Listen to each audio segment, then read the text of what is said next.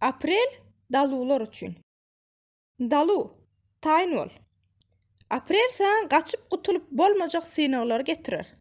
Sizde mali yetkileri, dönükler ve hatta düşündürüp bolmayan zatlarının duşuklar bolup bilir. En howplu gece 30. Aprel. Bu wagt dünýälerin arasyndaky serketler has ýuka bolýar.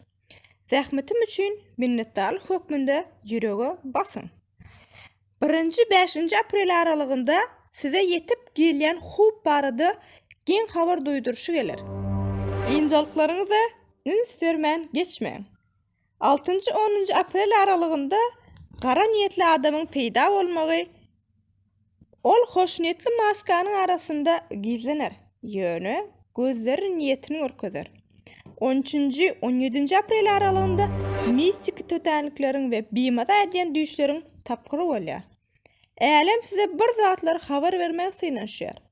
18-22 Aprelde ýetkileriň ýokary töwekkelçiligi bar. Pullaryňyzy ýitirip bilersiňiz we üstünlikli gepleşikler betbagçylygy urup biler. Bu döwürde size sowgat hökmünde bir zat berilse onu reddetin. 24-28 Aprelde aýratyn sere sap bolun. Bu günler helakçilikler, huply adamlaryň duşuşyklar we logik taýdan düşündirip bolmaýan ýagdaýlar mümkindir. 30 Aprel aýyň iň aýalganç gijesidir. Bu wagt dünýälerin arasyndaky perde ýuka bolýar we görünmeýän bir zatlar ýüzbeýiz bolup bilersiňiz. Aladalanyan bolsaňyz bulary üns beriň.